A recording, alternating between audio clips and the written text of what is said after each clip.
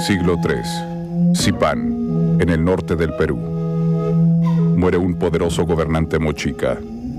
El dolor de su pueblo marca los fastos funerarios. Lo embalsaman con sus adornos y emblemas sagrados de oro, plata y piedras preciosas, que utilizará aún en el más allá.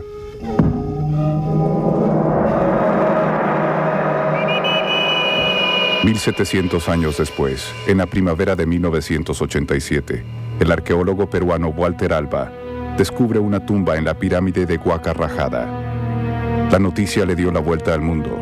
Era el entierro más rico de América y el primero de un gobernante moche que se encontrara.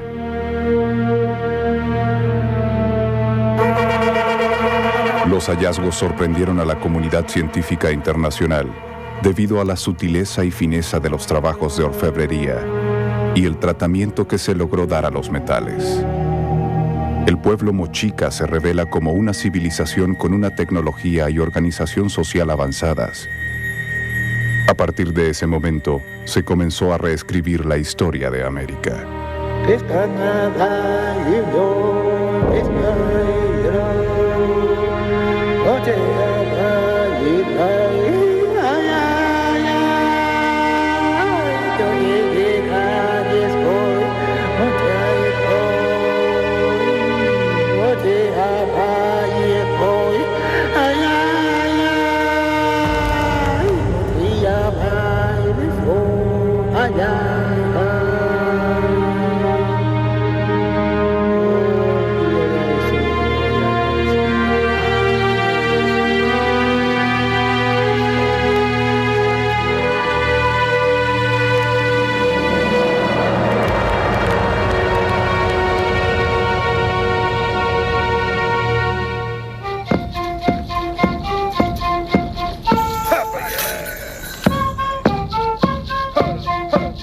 Los gobernantes moches se consideraban semidioses. Su esencia era mitad humana, mitad divina. Nadie se atrevía a mirarles directamente a los ojos. A su paso, la gente se postraba temerosa. Eran adorados y reverenciados en todo momento.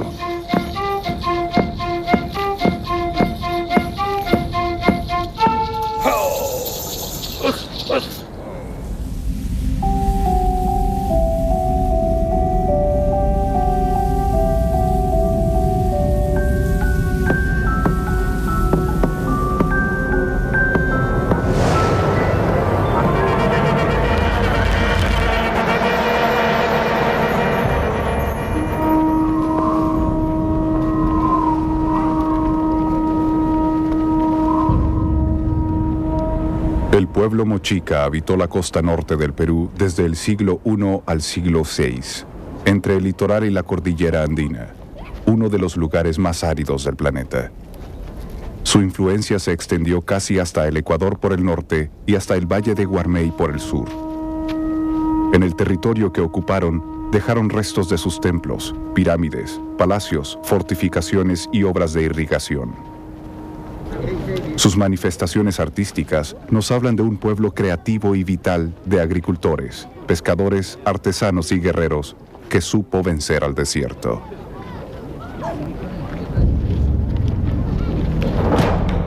Febrero de 1987. El ladrón de tumbas Ernil Bernal y su banda roban un riquísimo entierro en la pirámide de Huaca Rajada. 20 años después, Teófilo Villanueva, miembro de la banda, relata los hechos por primera vez a José Manuel Novoa, director de este documental. Entramos y sacamos una cara, un vaso, un retrato de persona, de oro. Salimos y nos abrazamos los tres.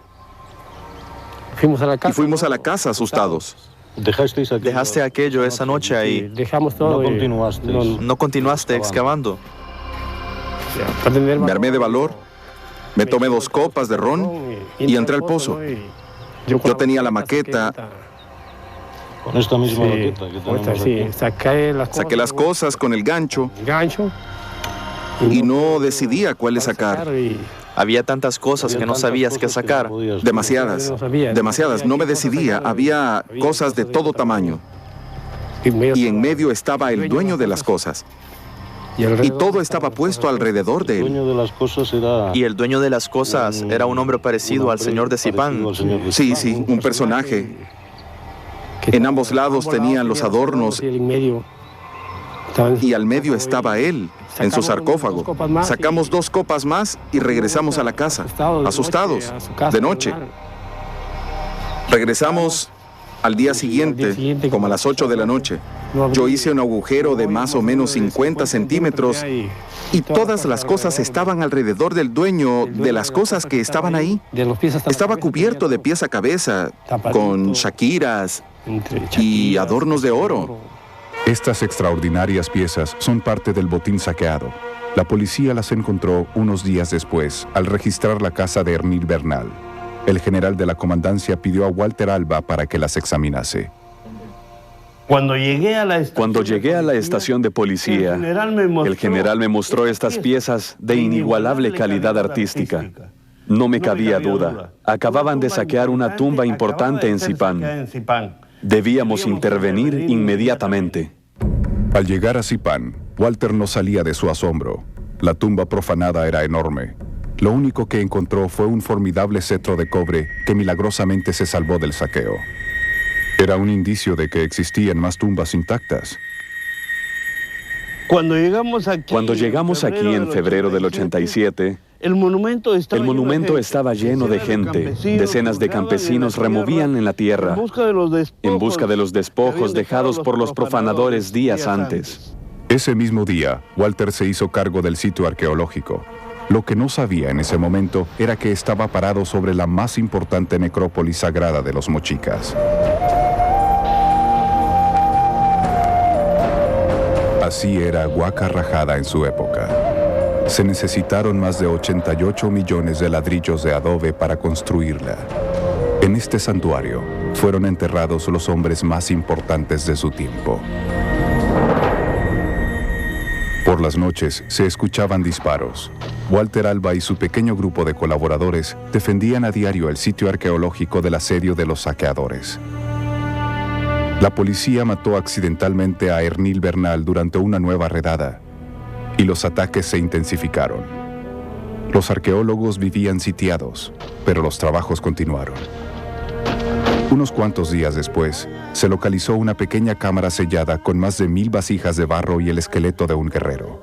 ¿Un posible guardián? Sin duda custodiaba algo muy importante. Luego apareció el recinto de una gran tumba intacta y los restos de un sarcófago de madera. Walter estaba a punto de vivir un momento inolvidable. Cuando empezamos a registrar el interior del ataúd, al levantar un puñado de tierra entre los segmentos, aparece el rostro en miniatura de oro de un personaje que parecía sostenerme fijamente la mirada. Fue un instante eterno que jamás olvidaré. Se trataba de una orejera de oro y turquesa de un gobernante moche al que llamaron el Señor de Zipán.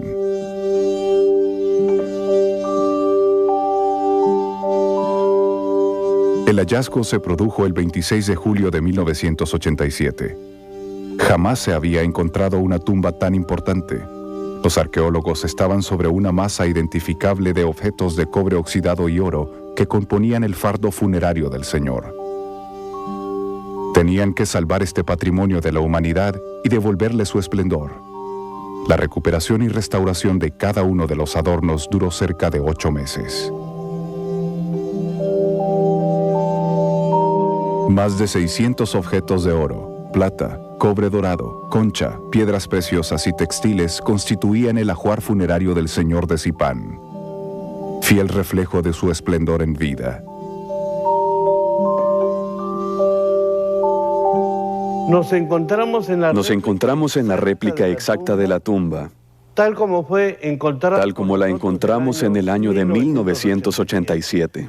Entonces podríamos encontrar al centro el ataúd del Señor, conteniendo los ornamentos, vestimenta y emblemas que usó en vida.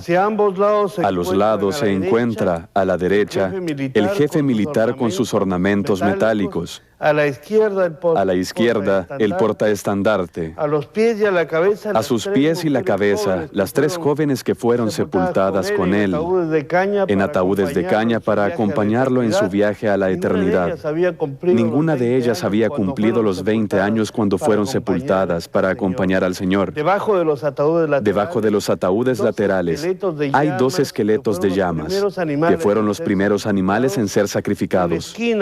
En la esquina, la osamenta de un niño, y a ambos lados, en 4 nichos u hornacinas, 212 vasijas que representan guerreros, prisioneros o personajes en actitud de oración. En el ataúd del portaestandarte, el esqueleto de un perro y, finalmente, el techo de madera que cubría originalmente la cámara funeraria.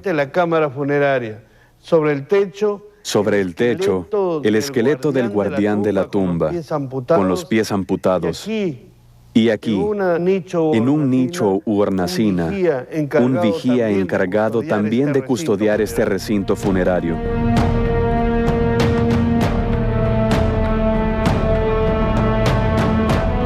Los mochicas creían en la trascendencia, en la vida después de la muerte.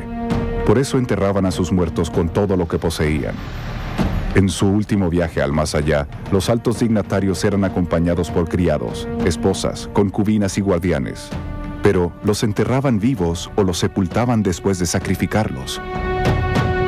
Los cuerpos estaban cuidadosamente preparados y sepultados en ataúdes de caña. Eso demuestra definitivamente que sacrificio voluntario o no, ya estaban muertos cuando los sepultaban. Cuando fueron sepultados ya estaban muertos. Aquí reposan los restos mortales del Señor de Zipán. Para nosotros fue un reto conservar y recuperar esta osamenta, tanto por su valor informativo como por su significado histórico. Gracias a los estudios forenses, hoy sabemos que el Señor de Zipán murió a una edad promedio entre 45 a 55 años, que gozaba de una excelente salud, excepto por una artritis incipiente en la columna vertebral. Medía 1,67 m. Por cierto, una estatura bastante alta para su época. Tenía escaso desarrollo muscular, lo que demuestra que no realizaba ningún trabajo físico. A los personajes importantes siempre los transportaban en literas. También tenía la dentadura excelentemente conservada, lo cual indica una dieta especial, reservada para los hombres importantes de las élites. Walter Alba y sus 2 íntimos colaboradores, Lucho Chero y su esposa Susana Meneses, descubrieron 12 tumbas más de altos dignatarios en la misma plataforma funeraria de Zipán. Las más importantes son la del sacerdote y la del llamado Viejo Señor de Zipán, el gobernante más antiguo encontrado. Su ajuar funerario es espectacular.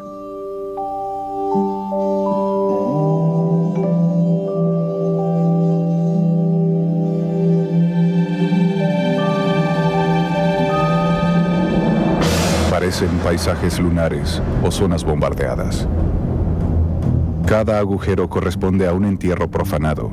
El saqueo de los lugares arqueológicos continúa. Todas las noches, las bandas de guaqueros, como se llaman a los saqueadores, arrasan el patrimonio arqueológico del Perú. Abren las tumbas a golpe de pico y pala. La información que podían aportar se destruye para siempre. Lanzan las momias a la intemperie, interrumpiendo su descanso eterno, sin ningún respeto a las creencias ancestrales que tenían sobre la vida de ultratumba.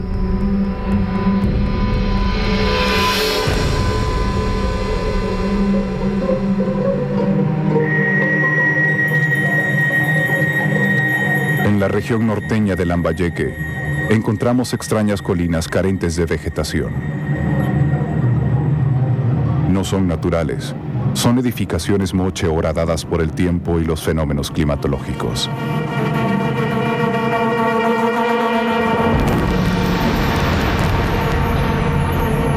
Así era la pirámide de Pampa Grande, una obra titánica en la que se emplearon más de 122 millones de ladrillos de adobe.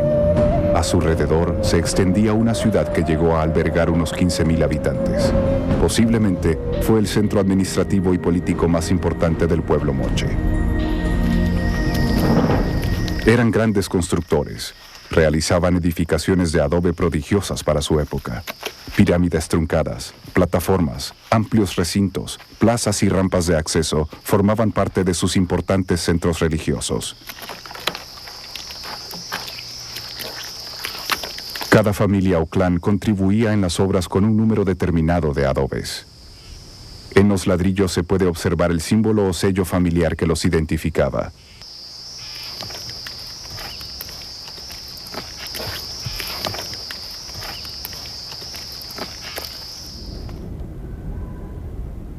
Los templos crecieron por adiciones. Las fachadas se cubrían con remodelaciones sucesivas. Luego se enlucían. Se pintaban de rojo o amarillo y se decoraban con relieves policromados representando dioses, escenas míticas o ceremonias religiosas. Construían con bloques unidos por juntas de dilatación para amortiguar los movimientos sísmicos. En las pirámides se encontraban los oratorios y altares de sacrificio, las dependencias en las que vivían el señor y los sacerdotes, y las salas de recepción donde se reunían los nobles y los jefes militares. Cuando había consejo, los acólitos del templo espolvoreaban cinabrio para que el señor no pisara directamente el suelo. El sulfato de mercurio, también llamado cinabrio, era un elemento sagrado que se utilizaba en las ceremonias religiosas y para ungir a los cadáveres.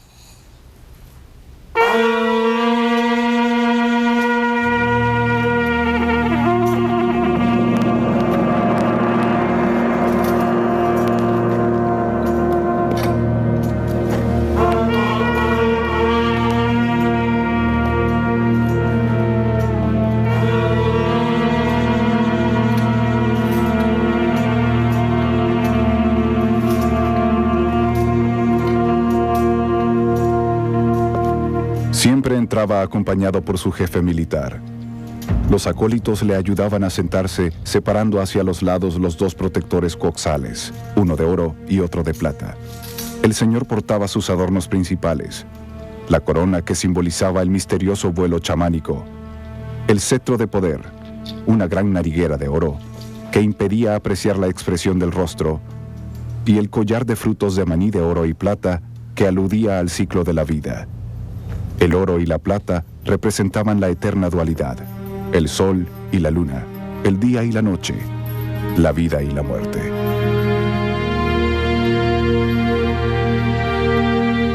Era una sociedad muy jerarquizada. Por debajo del señor se encontraban las autoridades religiosas, a continuación los jefes militares y los nobles. Los artesanos tenían un estatus especial. Las tejedoras eran ampliamente apreciadas. Los mochicas desarrollaron el taller textil para confeccionar ropas, mantos y ornamentos. Tuvieron una intensa producción agrícola de algodón, cuya singular variedad de colores naturales, blanco, marrón, rojizo y morado, aún perduran en el Perú.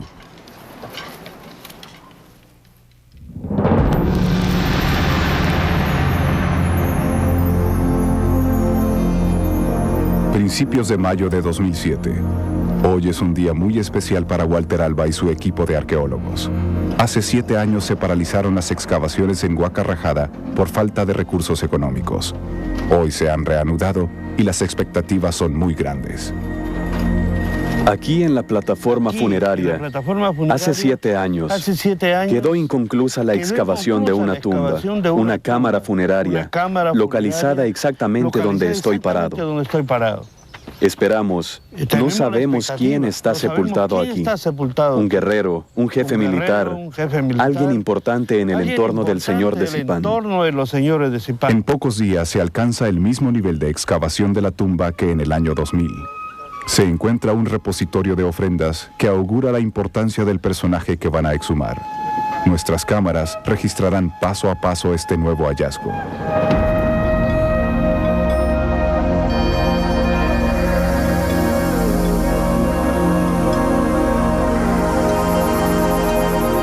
La costa norte del Perú es un desierto donde la vida parece imposible. Sin embargo, ha sido cuna de civilizaciones enigmáticas como la Moche, que hoy sorprende al mundo. Esta región es azotada cada cierto tiempo por el fenómeno del Niño.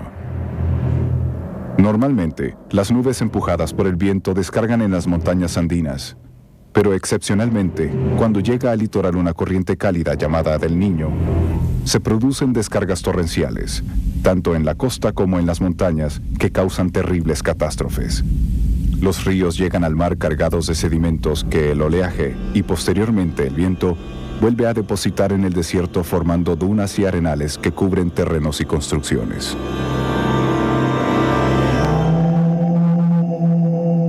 Los mochicas atribuían las venidas del Niño a la cólera de sus dioses, por eso sus constantes ofrendas y sacrificios humanos.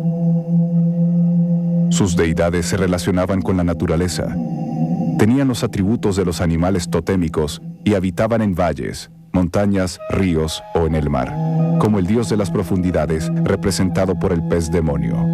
Por encima de todos se encontraba el poderoso Ayapec, de rostro felino.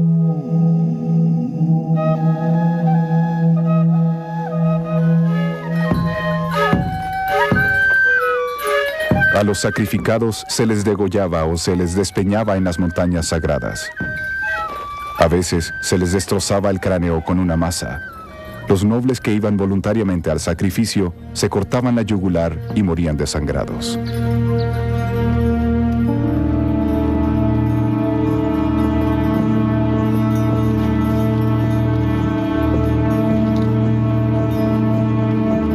Los sacrificios humanos de los mochicas nunca fueron tan masivos como los que realizaron los mayas, contemporáneos a ellos.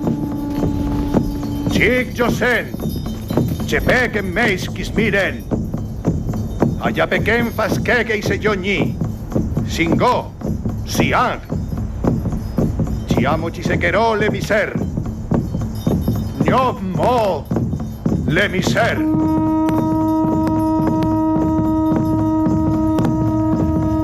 Cuando los oráculos vaticinaban la venida del fenómeno del Niño, se incrementaban las ofrendas humanas, pero normalmente los sacrificios eran limitados y destinados a fecundar la tierra. Siempre era un honor morir sacrificado. En ocasiones, las familias ofrecían a sus hijas vírgenes al gran Ayapaec. Bajo los efectos enajenantes del cactus San Pedro, las doncellas se lanzaban voluntariamente al vacío.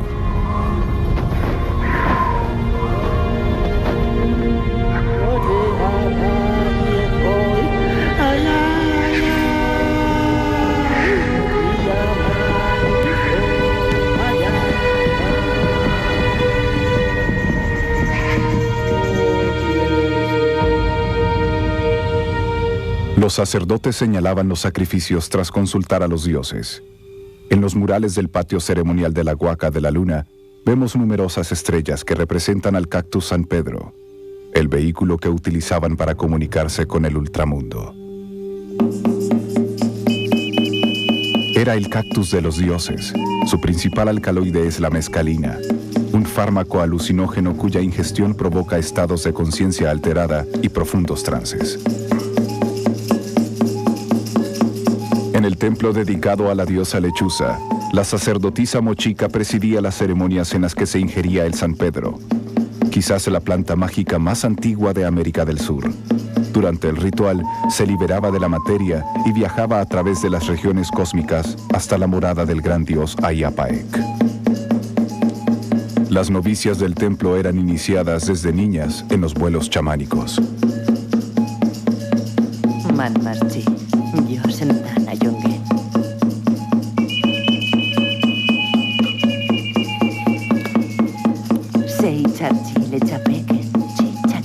Cierta sensación de vértigo daba paso a un esclarecimiento de los sentidos y una visión exaltada de la realidad. Finalmente, iniciaba el vuelo. Se trasladaban a través del tiempo, la materia y la distancia.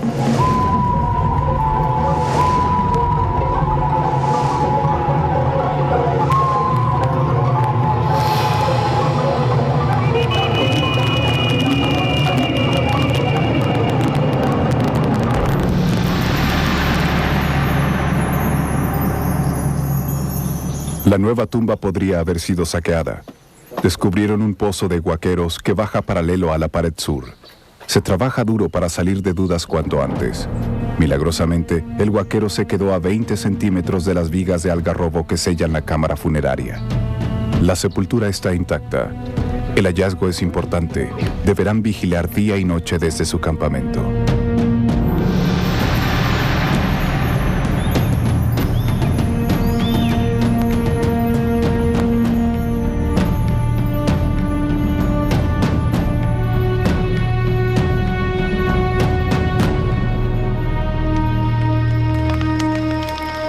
Hay un pozo de guaqueros allí en el lado noroeste que hemos observado.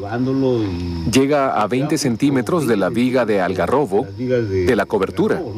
Y en el fondo hallamos una zapatilla marca Dunlop, talla 38. Número 38.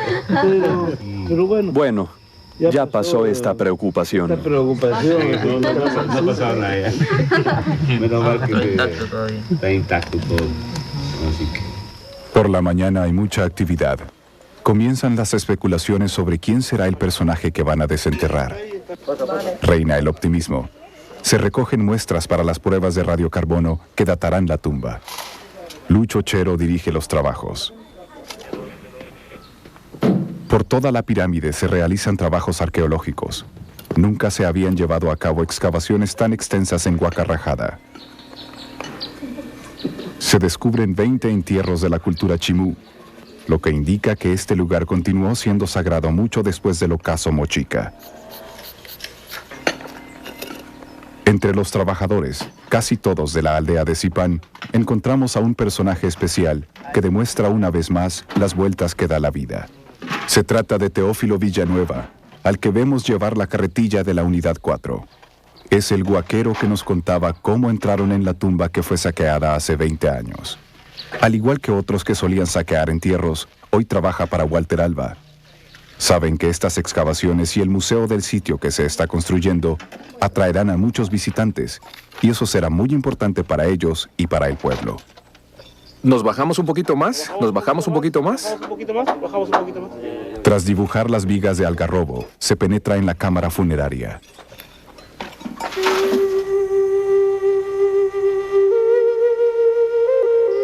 Los bosques secos son como un oasis en el desierto peruano. El algarrobo es la especie predominante. Su madera siempre se ha utilizado por su dureza y resistencia.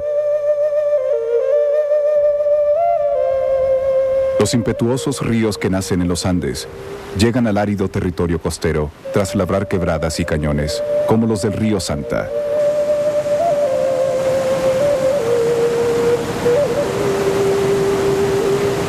Los mochicas supieron aprovechar estos cauces.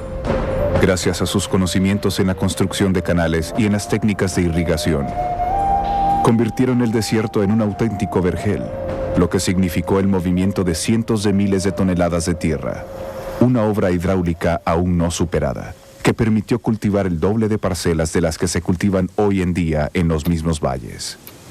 Fertilizaban los campos con el guano recogido en las islas. Su principal cultivo era el maíz. Según algunas investigaciones recientes, un invento genético producto de la experimentación botánica de las antiguas culturas americanas.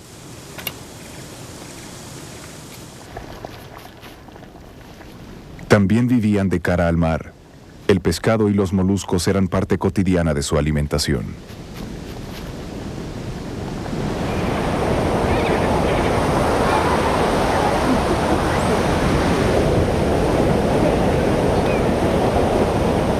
Los pescadores asentados en la costa constituían un mundo aparte, lejos de las grandes ciudades y de los centros ceremoniales y administrativos. Con sus embarcaciones de enea o espadaña, llamadas caballitos de totora, aún utilizadas por los pescadores peruanos, se adentraban en el mar para pescar.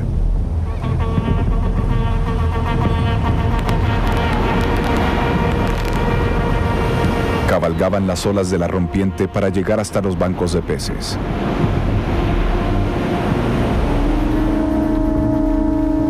Los cortejos religiosos llegaban periódicamente hasta la playa para recoger conchas marinas.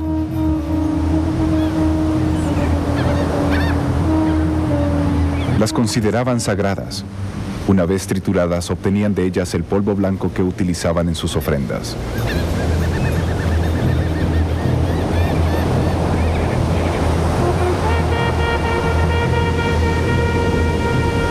Al atardecer, regresaban con sus capturas.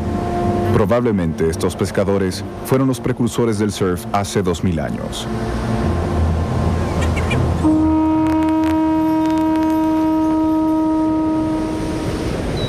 Con embarcaciones más grandes, también construidas con juncos de totora, navegaban hasta las lejanas islas de Ecuador para conseguir conchas de Spondylus. Desde tiempo inmemorial, las caracolas han sido objeto de veneración. Prueba de ello es este maravilloso trabajo de la cultura chavín. Las conchas servían para confeccionar los pectorales de guerreros y nobles. Todavía no se sabe cómo lograban taladrar sus diminutas cuentas cilíndricas. Taresda chaine da chipa y anchek jos nem am fecho.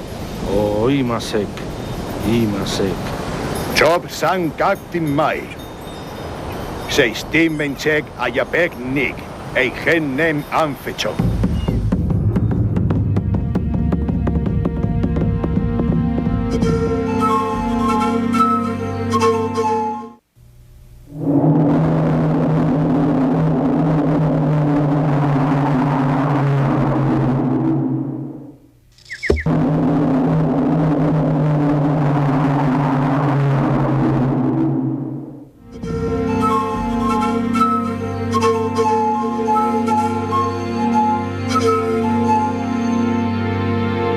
En el fondo de la tumba se percibe claramente la forma de un sarcófago de grandes dimensiones, 1,30 m de ancho por 2 de largo, casi las mismas medidas que el del señor de Zipán.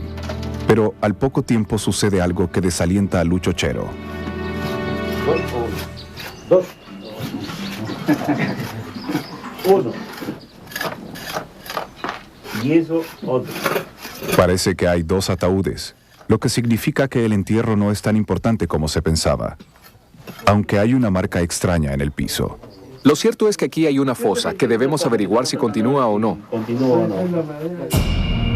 A diferencia de la mayoría de las culturas preincaicas, a los mochicas no se les enterraba en posición fetal. Los entierros más simples corresponden a campesinos, apenas envueltos en un manto y sepultados en una fosa sencilla. Otros tienen algunas ofrendas y se encuentran protegidos por envoltorios y colocados en tumbas rectangulares de adobe o piedra. Los de mayor rango poseen elaborados ataúdes y cámaras con nichos para numerosas ofrendas. Cada tumba refleja la función y la clase social a la que pertenecía el difunto. Hoy se han realizado ceremonias de pago a la tierra. Los trabajadores temen al llamado mal de Huaca, una superstición en la que los poderosos espíritus que moran en las pirámides se apoderan de la vida de los que profanan sus secretos. Ofrendan a la Pachamama, la diosa de la tierra, para que les dé valor y les proteja. Y hay una muy buena noticia. Se trata de un solo ataúd. Lo que parecía la división entre 2 ataúdes es la tapa central del sarcófago que, al romperse las vigas de algarrobo por la presión del relleno, adoptó esta posición. El optimismo regresa al ánimo de los arqueólogos. Además, aparecieron las primeras ofrendas de cerámica.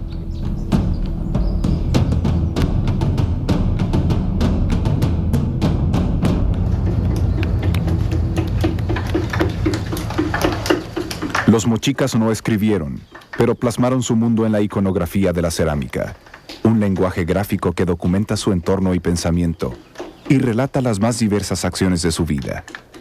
A través de la cerámica, arqueólogos e investigadores han logrado descifrar las singulares diferencias que determinaban su cultura milenaria. La cerámica de uso doméstico era funcional, sencilla y con poca decoración. No utilizaron ningún tipo de torno. La elaboraban manualmente con el uso de una paleta, técnica que todavía perdura en algunos pueblos del norte. Las obras ornamentales y de uso ritual se fabricaban con moldes. Una vez preparada y amasada la arcilla, se distribuía homogéneamente en el interior del molde. Al poco tiempo de secado, la pieza se extraía, se retocaba, perfeccionaba y pulía. Luego pasaba al quemado que se realizaba en hornos abiertos. Hombres, divinidades, animales, plantas y complejas escenas rituales fueron representadas por los artistas, que explotaron dos grandes vertientes del arte, la escultura y la pintura. La plástica mochica sorprende por su expresividad y perfección. Son verdaderos retratos de arcilla comparables a las esculturas del viejo mundo. A través de la cerámica sabemos que los mochicas utilizaban pinturas faciales y corporales que representaban el estatus social y la pertenencia clánica. También se usaban en diferentes ceremonias o para marcar determinadas acciones. El proceso de producción comenzaba con una escultura de donde se obtenían las dos mitades del molde. La cerámica reproduce prácticamente a todos los personajes, desde músicos y agricultores a divinidades antropomorfas como el dios cangrejo. Casi la totalidad del trabajo de los alfareros se destinaba a las ofrendas que acompañaban a los difuntos. Son famosas las figuras eróticas que, una vez más, evidencian el alto desarrollo cultural que alcanzaron los mochicas.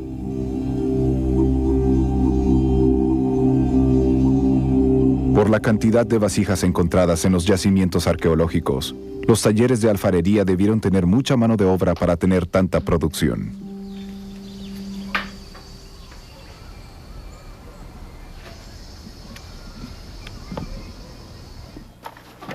Comienzan a aparecer las primeras piezas oxidadas de cobre bañado en oro. El ambiente en la excavación se ha electrizado. Reina el silencio y el absoluto respeto hacia el personaje que van a exhumar. Una cabeza felina augura la importancia de la sepultura. A la altura del torso del difunto, una gran corona en forma de V arroja alguna pista sobre su identidad. Lentamente, a punta de pincel y espátula, afloran los adornos que usó en su vida. Se percibe la fuerza de la huaca. Algo misterioso y etéreo marca su presencia. Estamos frente a la primera capa de la tumba recién descubierta. Un conjunto de ornamentos y emblemas. En la parte inferior nos sorprende el hallazgo de 3 cabezas de porra que fueron desarmadas, aplastadas intencionalmente y colocadas en esta sección. Fueron trofeos de combates rituales. Hablamos entonces de 3 combates. Los combates rituales tienen cierta semejanza con los torneos medievales entre caballeros. Pero aquí, el vencido casi nunca moría en la lucha. Bastaba con una estocada para dar por terminada la contienda. El vencedor ataba las armas del vencido a su masa de combate y lo despojaba de las vestiduras. Le colocaba una soga al cuello y lo llevaba ante la presencia del Señor. Luego era sacrificado.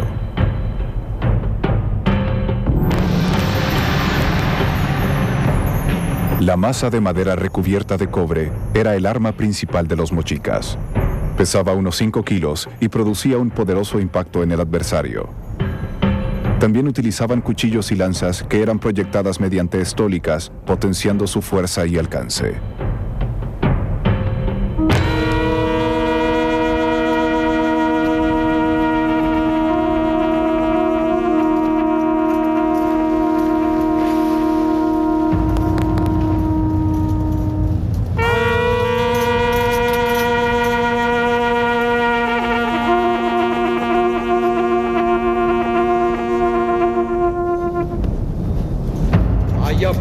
Desde la infancia, los mochicas iban superando diversas iniciaciones que conformaban su futuro. El proceso iniciático terminaba al final de la adolescencia.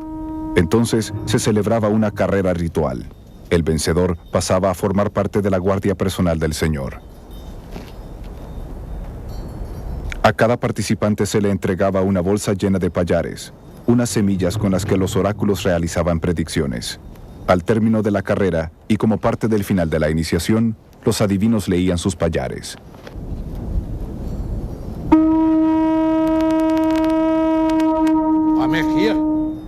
Heich man chile chuna mi kerkolen. Yo senen men man heich.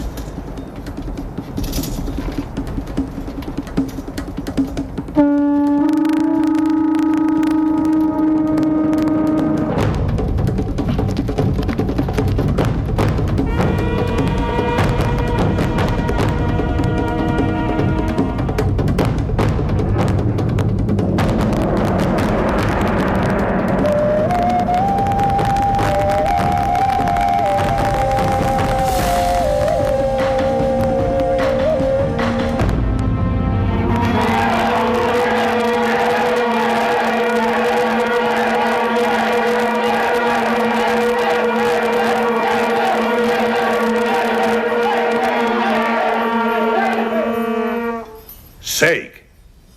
Chimbinche que mote seg. Le tsunami kerkol.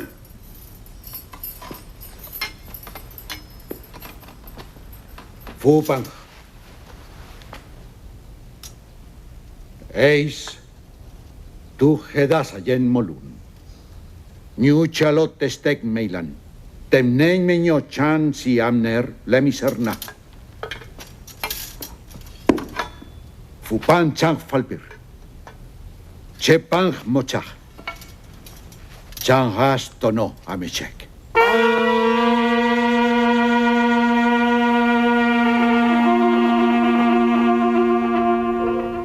Se encuentran 6 cabezas felinas de cobre bañado en oro. El descubrimiento podría ser importantísimo. Walter y Lucho creen que se trata del cuarto personaje de la iconografía moche del que no se sabe nada hasta ahora. ¿Cómo es posible que los mochicas supiesen dorar el cobre? Algo que en Europa se consiguió a finales del siglo XVIII mediante procesos de electrólisis. Lo cierto es que ellos lo lograron hace 1900 años.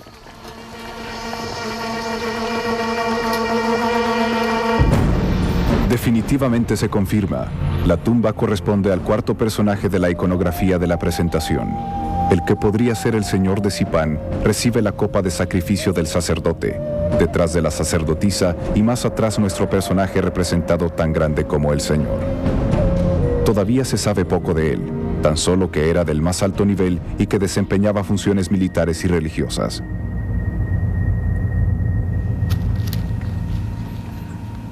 Lucho Chero extrae las piezas más grandes de la tumba para comenzar su restauración. Tienen que seguir excavando para rescatar la osamenta. Los trabajos de restauración se prolongarán durante meses. Los conservadores pegan y unen las piezas, a veces muy deterioradas, como si se tratase de un rompecabezas. Con la ayuda de un bisturí, desprenden las capas de óxido de cobre para que aparezca el baño de oro. Estas piezas serán expuestas en el nuevo museo del sitio, en el propio yacimiento, al igual que las que se encuentren en los próximos hallazgos.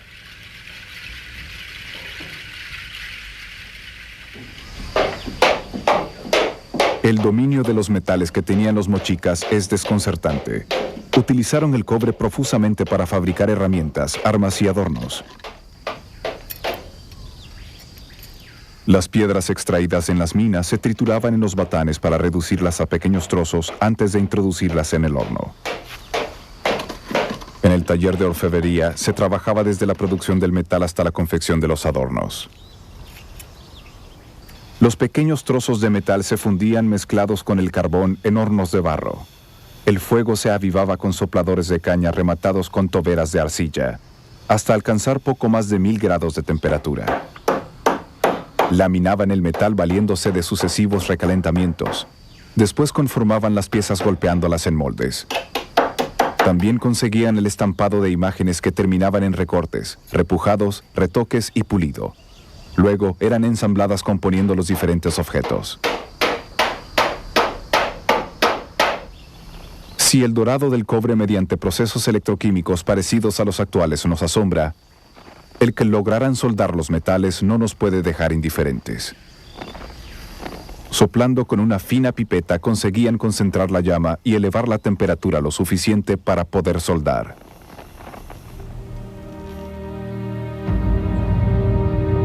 Por fin se alcanzó la osamenta. Se volvieron a colocar las piezas principales reconstruidas para tener una visión global del entierro. Con el mayor de los respetos, se retira el esqueleto del noble de su sepultura. A los costados del sarcófago se encontró la osamenta de una mujer, posiblemente una concubina, y el esqueleto de una llama sacrificada. Un miembro más de la élite moche ha sido recuperado para la historia.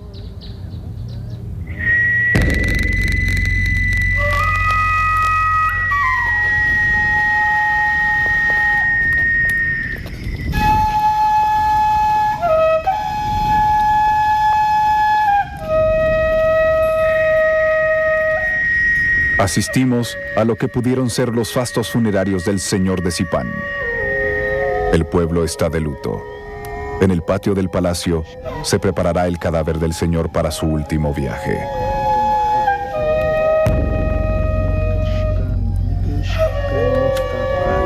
Nobles, jefes militares, consejeros, oráculos y sacerdotes lo velan mientras el pueblo llora su pérdida.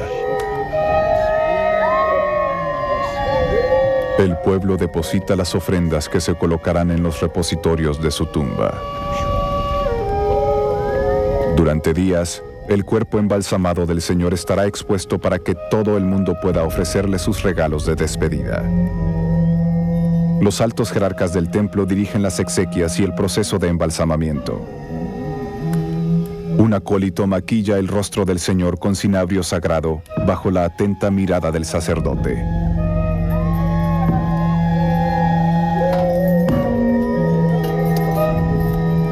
Yanchek Jos, Ayungues Enerkop Antuni Chek Changchar, si ansia Moshisek Tokna. Cada adorno o emblema se coloca en su lugar siguiendo una liturgia concebida para que más allá de la vida, su rango de gobernante y su esencia divina queden de manifiesto. Cuando llegue a la morada de los dioses, el gran Ayapaek sabrá reconocerle. Chocopen Muhangeisi. Seken chanerkikes tensat chancheperten tentuniquis migeroe. Neisna ese pentensamen okigmeikan capiseques.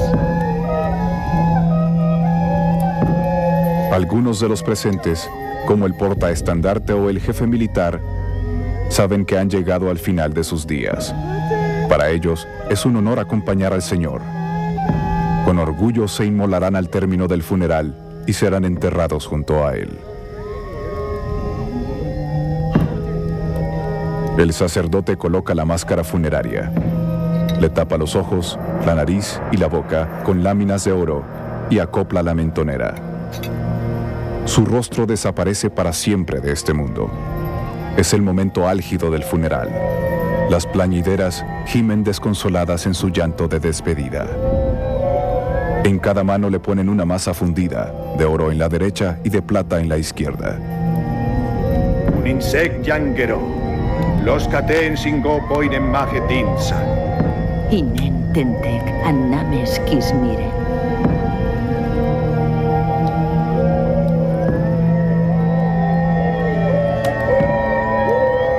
La música suena lúgubre y melancólica. Los instrumentos fúnebres de viento parecen el gruñido de un ser extraordinario, un aullido del ultramundo que anunciase la transmutación del alma.